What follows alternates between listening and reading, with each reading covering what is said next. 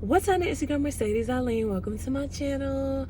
I know it's been a really long time since I made a video, and I'm so glad to have something to talk about with you guys today, so I'm gonna go ahead and get straight into it. So I don't know exactly what I'm gonna title this video, but I wanted to talk about a specific dilemma that I'm having in my life right now. If you haven't watched this channel before, I talk a lot about mental health, faith, and things of that nature, things that really matter, things that are important, so that hopefully I can help someone with what I'm going through and my experiences and what I'm learning. So recently I just went through a breakup.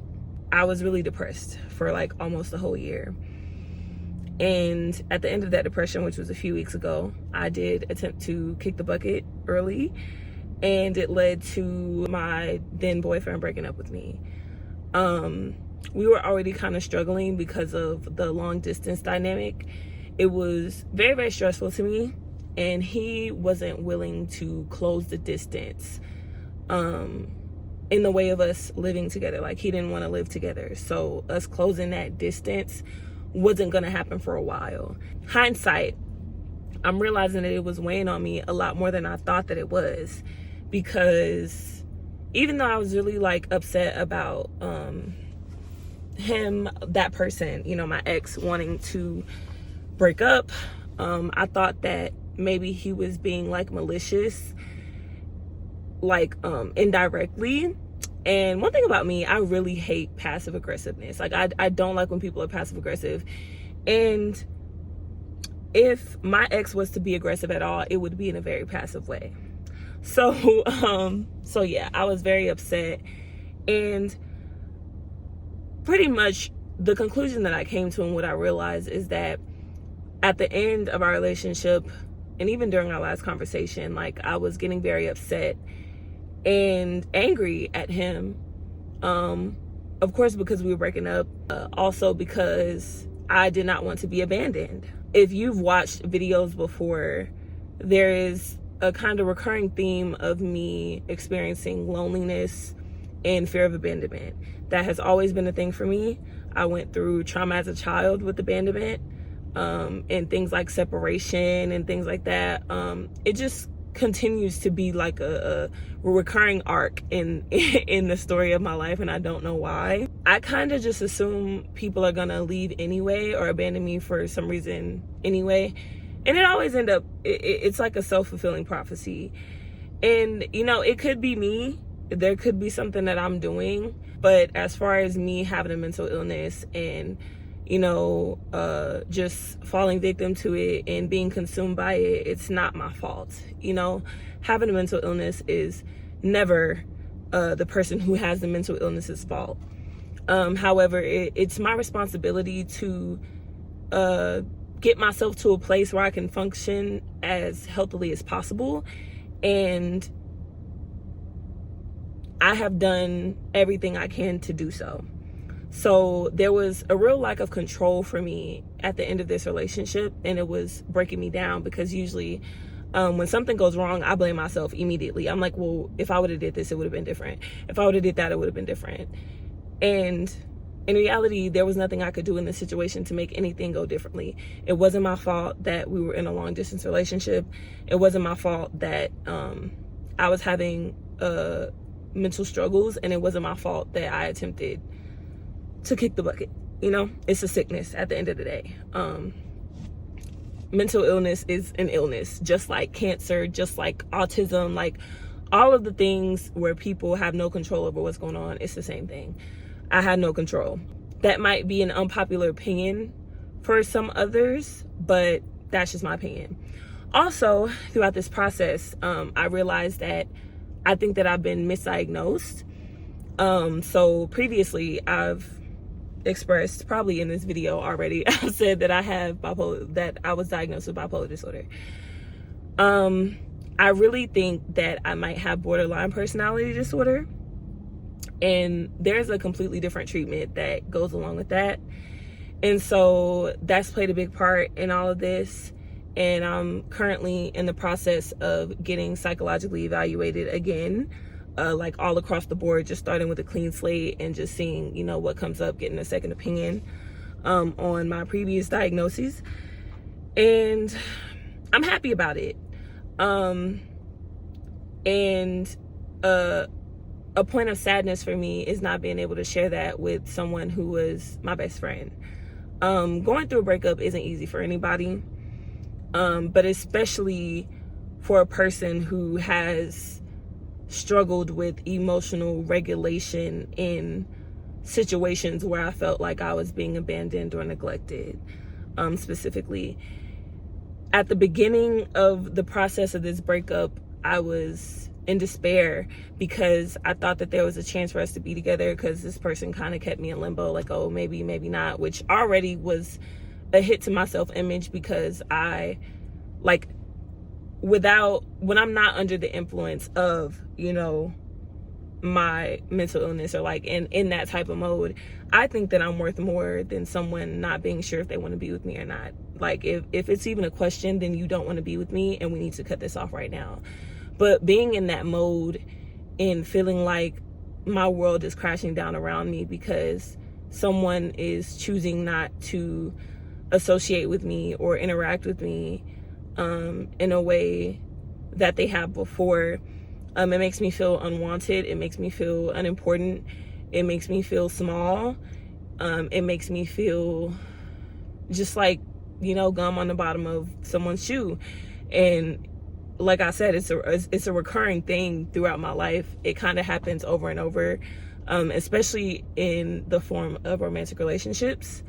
So it was hard for me at first, the breakup, for like, a couple weeks or whatever. But when I was finally like, okay, I can't take this anymore, yes or no, and the person was like, no, after, I thought that I would cry and I thought that I would just wither away in my bed, but I really didn't. I've been fine. I haven't even honestly cried about it since. I feel like a weight has been taken off of my shoulders. I feel more free. Like, I feel like, I feel more free. And I don't know if I was going to feel more free regardless, like if the breakup would have happened or not. But I do know that the breakup itself was a good thing for me. And I didn't know that it would be at the time. And, maybe the person that broke up with me knew, and that's why he did it. But I'm happy. Like, I haven't said I'm happy in a long time. And I really do feel happy. It's like the lowest level of happiness, but I still feel happy. And that's a good thing, because I haven't felt that in a long time. So, in hindsight, looking back on all of this, I'm realizing that, my devastation about the breakup was a bit more about the hit that it was to my ego and my self-image, especially with my suspicions about me having borderline personality disorder, and doing research about that, and looking at interviews of people who have borderline personality disorder. I'm realizing that I thought that I couldn't fathom being without this person, but really it was that I couldn't fathom someone that I wanted to be with not wanting to be with me. I think that was tearing me apart inside. And it's not that, now it doesn't really affect me. Like, it still hurts even as I'm saying it to you right now. But the reality is, like, I'm okay if someone doesn't want to be with me. I'm okay if someone doesn't want to talk to me. I'm okay if, I'm not a person's person. So, I don't know, like, it's weird. I feel very weird about it, because I really felt like it was the end of the world when all of this first started to happen. And now I feel okay. And I'm realizing that I need to do a lot of work on my self-image and build a sense of self outside of being wanted and being acknowledged. And, like, I don't really want my self-image to be dependent on how somebody else looks at me. I think also it's important to make it clear that this is something that has to do with my mental illness and not something that has to do with me. Because in real life, on a regular day-to-day basis, when I'm not under the influence of my mental illness, I feel regular. Like, I know logically that I'm a great person. I'm a fun person to be around. I'm a great friend. I'm a great partner. I'm, all of those things. And not even in a cocky way, but just I really work hard to make sure that the people around me feel loved and just heard and seen, because, I've had many moments when I didn't feel heard and I didn't feel seen and I didn't feel important. So I do everything I can to make sure the people around me feel that way. Not to the extent of like constantly people pleasing, but to the extent of communicating with people as healthy as I possibly can. And, if there's any way that I can help them, then I help them. And I would love to have a friend like me, a partner like me, any of those things. But I don't know, it just made me realize that I really need to do some not even soul searching, because it's not about my soul. I feel like it's really easy to go that way and be like, oh, it's something I wasn't doing that led me to this place, but it's not. It's a mental illness, and I think that I've reached the peak of helping myself. Like, I think that up until this point, yes, I've been assisted by, therapists and doctors and everything. But I think I've hit a point where more intensive intervention is needed. And I don't know where to go from here. I don't know how to build my self-image. Honestly, it's hard for me to even fathom the thought of having a grounded and solid sense of self. I don't understand that. So I'm excited to get psychologically evaluated again. I'm excited to find out new things about myself. I'm excited to learn more things about psychology, because y'all know that's my thing. But yeah, so I don't know. I really hope that someone who has borderline personality disorder comes up on this video, or even if you have like any mental illness and you have been through something like this, please comment down below and let me know where you're from, and if not where you're from, maybe what your diagnosis is. If you want to be anonymous, that's fine too, but just start a conversation about this type of thing, because it's a lot of people out here going through what I'm going through and they don't talk about it, because to come on here and be as candid as I'm being is embarrassing. Like, you don't want people in your business. You don't want people to know what you're going through because of what people may say. There are a lot of stigmas around having mental illnesses. There are a lot of stigmas around personality disorders. There's a lot of stigmas around bipolar disorder, like all of those things. So it's not an easy thing to come on here and share what I'm feeling, but I do feel called to do so, and I've always felt called to do so.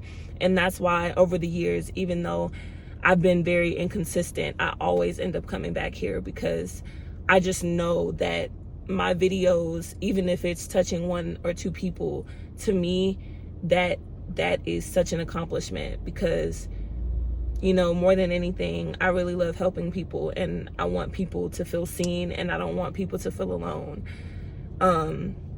Even though a lot of times we can feel like we're alone and like nobody understands us, someone else is going through what we're going through, and someone understands. It's just a matter of finding those people, finding that community, and supporting each other through that type of thing.